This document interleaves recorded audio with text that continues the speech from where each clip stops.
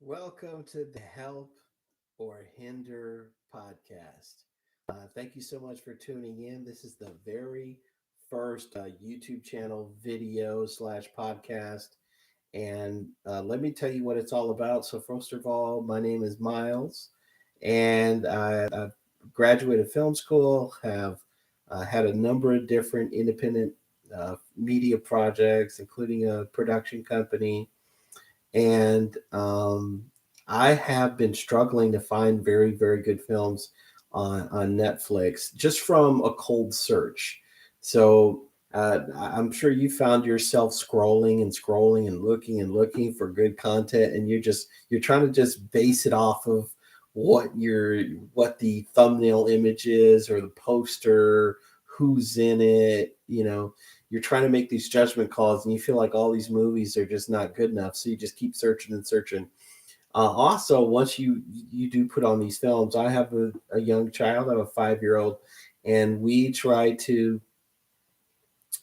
look out for certain content. So we like to filter out things that she probably shouldn't be watching because she's extremely impressionable.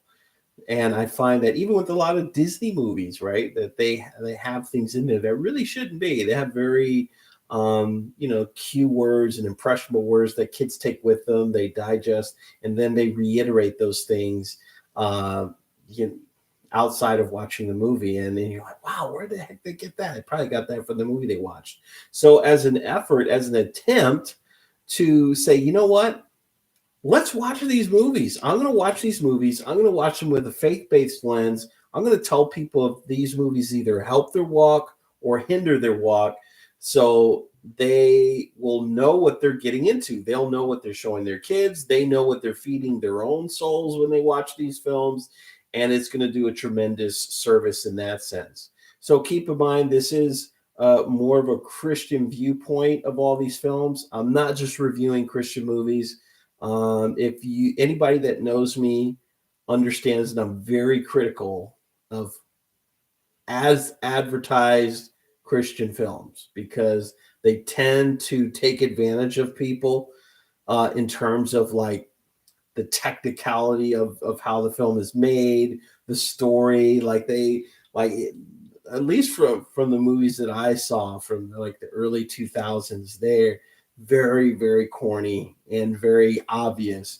And I don't think that kind of storytelling really reaches those dark places that you want or evangelizes effectively. I think they're good stories that give glory to God, but in terms of using it as an evangelistic tool or as a tool to reach out to people who are lost, not very effective. So with that being said, I am reviewing all kinds of films and from all over the world. I think so far I've watched maybe films in 15 to 20 different languages so far. And my number one thing when watching those foreign films is to watch them in the native language of the actors or the native audio tracks and to throw on the English subtitles. So definitely do that if you're going to watch some of these foreign films that I'm reviewing. So let's get started on the very first movie review. And what an amazing first movie for me to watch and review, which was Tick, Tick, Boom. Um, Andrew Garfield, who's also in the latest Spider-Man movie, No Way Home, and also has some standalone movies in that film universe. He is just an amazing actor. Like he is coming into his own. He is becoming a household name. I He was my favorite Spider-Man. He In terms of likability. Now nobody's going to top Toby because I grew up with Toby. But in terms of who you like as a person, I think hands down people would agree that Andrew is the more likable of all the Spider-Mans. But that translates in this movie. It stands alone. And he can live outside of that universe because he's such a great actor. In this film, I never knew the story of this particular playwright and producer and Lin Manuel Miranda, who's just destroying things right now. He's crushing every project that he's on. He directed this film, and it doesn't feel like a musical at all. It all takes place within the world of the story. It doesn't announce itself to be a musical. It doesn't break away and go into musical mode like so many musicals do. It's literally all happening in real time, and I appreciate that about the film. So there, if you're a creative writer, if you're in the arts, this is the movie that you need to watch. It's a movie about perseverance. It's a movie about not giving up. It's a movie about using what God has put around you as source material. And that's translatable across any industry, across any difficult thing that you have going on in life. You need to go ahead and God has planted things in your environment for you to utilize as tools, right? David gets the slingshot. He's been using the slingshot to protect himself against bears. So he's going to use it now against Goliath. He's using what he has. And this is that kind of story. And yes, there are some subtle themes of LGBT, like color palettes of that in terms of story, but it's done from a humanistic standpoint. It's done from a humanity standpoint, particularly the subject of the HIV and AIDS epidemic that was going on during the time of this film, which the setting is the 90s, I believe. So it's totally looking at characters that, man, this could be somebody you grew up with, your best friend has your back, and they finally tell you what's going on inside of them. They come out and they're just struggling. They realize specifically at this time, they don't have certain civil liberties. So any Christian does not have a problem with people exercising their civil liberties. What we have a problem with is when our doctrine is changed, or somebody's telling us what our Bible is saying, but we know that's not what it says.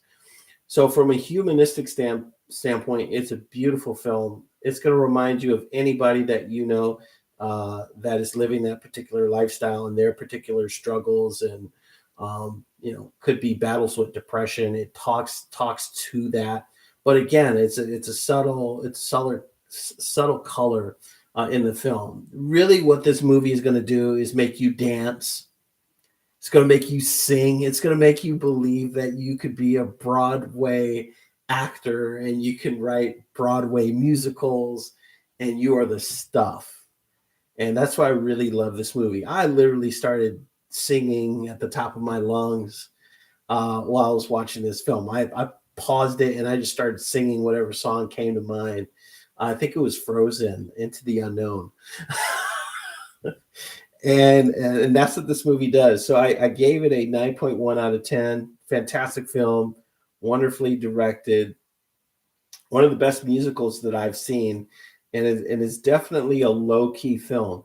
It's not a boom in your face. It's paying homage to a guy who was just insanely talented, the writer and producer of Rent, who sadly wasn't on this planet when the production went live, but you could tell that people have taken from him, people have been inspired from him, and that you feel it when you watch this movie. So it's a beautiful homage to this person's life.